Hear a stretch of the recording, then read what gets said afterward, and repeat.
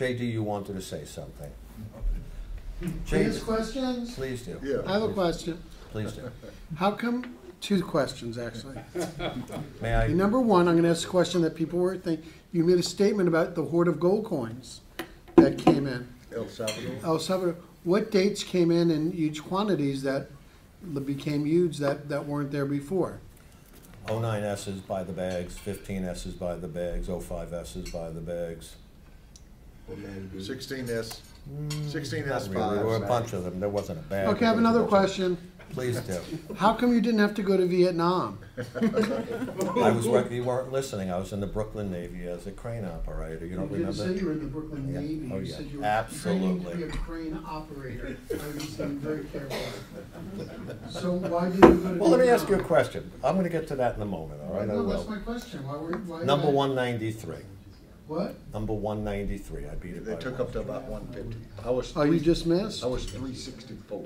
Okay. In the first draft. 131, 167. I got Okay. it. 364. So I'm eating dinner with a bunch of draft I would odds. like to. No, they took them by numbers. I went in, yeah. I have people that I really am very thankful for that grew along with me. When Kevin talks about being mentored, I was mentored similarly. I worked with a fellow that got into rare coins on the high end earlier than anybody. He was a young guy at the time. His name was Stanley Kesselman. And I took a lot of good lessons from him, and this was in the early 70s. I met everybody imaginable. Everybody you've ever read about, I've met. I dealt with, straight on in the industry, Kossoff, everybody you could think of, Cohen.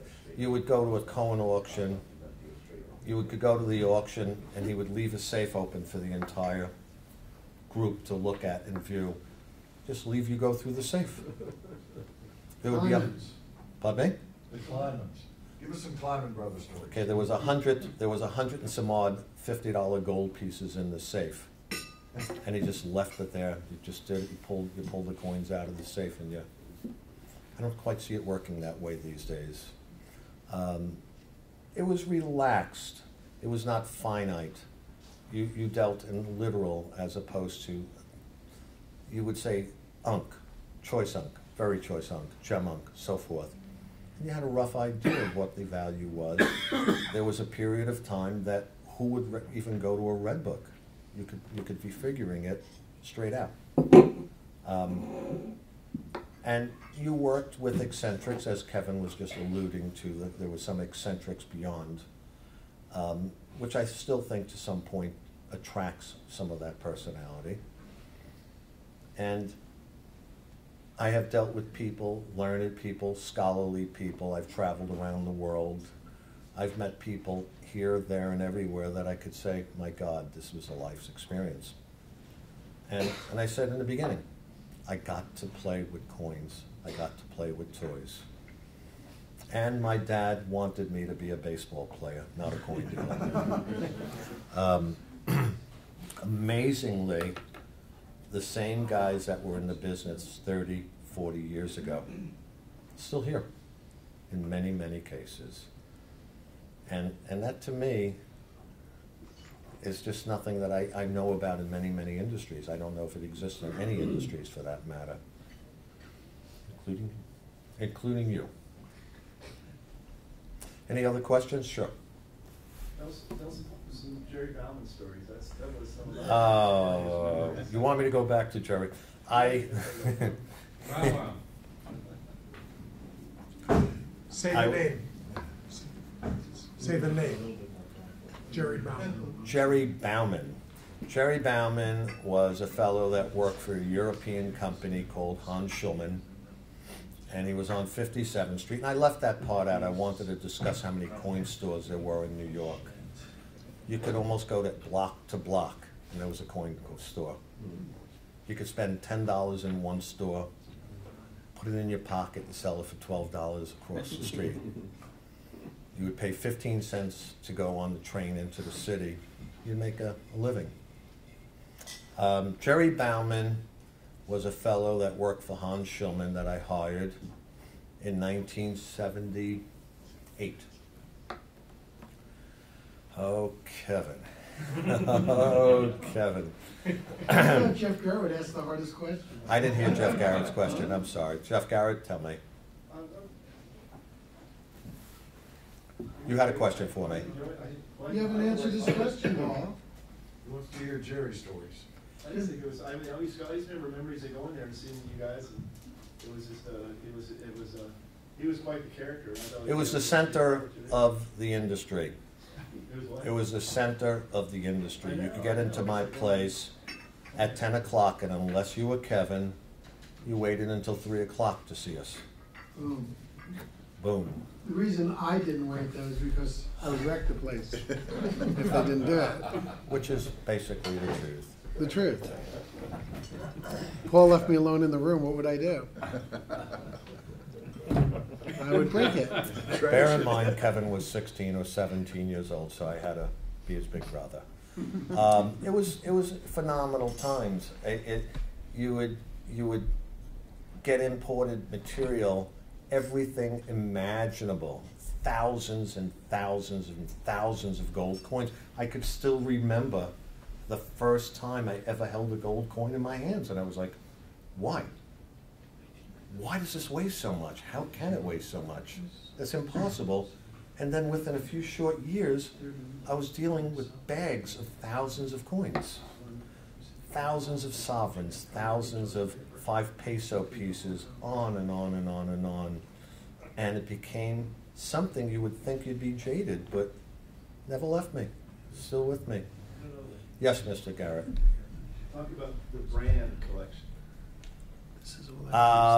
That came in 2 years after. Yeah.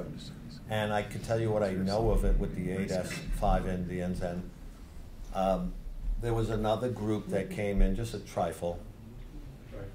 Just a trifle, another little deal. Understand this was a bank. This wasn't a coin shop. This wasn't a vest pocket dealer. This was a bank. So they were covered all over the world. And if something came up, they seemed to have gotten the priorities over everybody and anybody. The brand that I could relate to was the 08S5 Indians by the, today's group. Most of them that show up now are 66s, 66s, 67s, and 68s. One of the items I must tell you guys that you probably would never know, high reliefs never made their way over. Even Pioneer Gold made their way over, if you could imagine. Pioneer Gold. Did you hear that? $5 Moffats, which look similar to 5 libs, would come back through. I'm sorry, you knew that, of course, but unbelievable, but you never, ever saw a high relief. You never saw an error.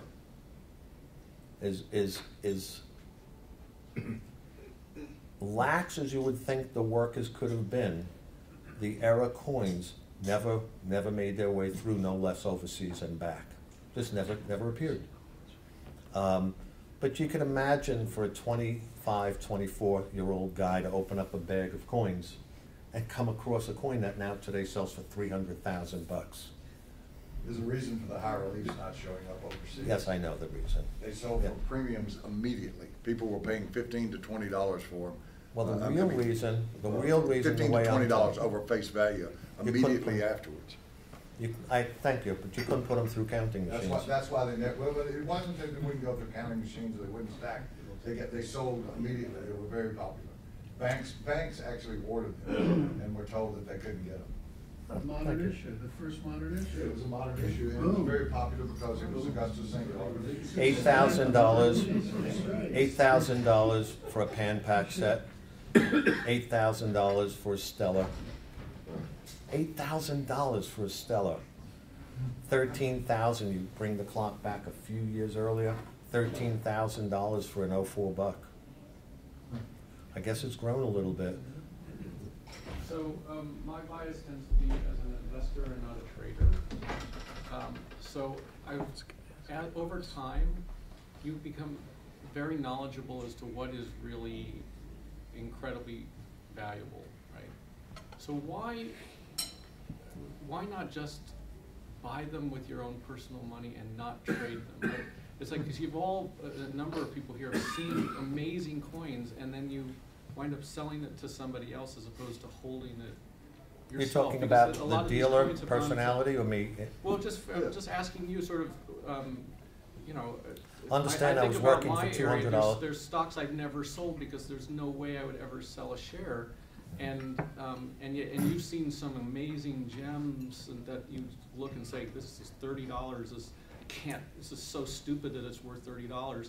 Why sell it to somebody? Why not just own it? And so I'm just trying to understand, how, you know, maybe you've put together your own favorite. I'll be group glad you've to never address that. sold I found it to be, especially with my bankroll, we'll call it, a little bit difficult for starts. Number two, I found it to be a conflict of interest. Hands down conflict of interest. You have to understand, I could go through a bag of coins or have something come over the counter. When we bought our ultra high relief, it made the news. Hundreds of high reliefs came in. When I first got into the business, you could have bought a gem high relief. Makes me sound like an old guy. I was 6 years old when I started. You could have bought a high relief, a gem for $600. But I'll tell you one other item that probably, and I hope Mark Salzberg could attest to this, one item that today is so seemingly prevalent and did not come my way for years and years and years was something, a type 2 gold dollar. I handled almost the complete set of fives minus the Smithsonian pieces before I handled my first gem type 2 gold dollar. I bought the Browning deal because Browning passed away. And Mr. Brownlee, dear friend of mine, and Mr. Kesselman knew not what to do with their complete set of fives from 1795 to 1829. That's a lot of money today, guys. And there they were, they bought the entire group and they had nowhere to go with it because Mr. Browning passed away as a young man. So they walked into my place, I looked at it, while I was buying in sovereigns for 3% over melt, and I bought the whole deal.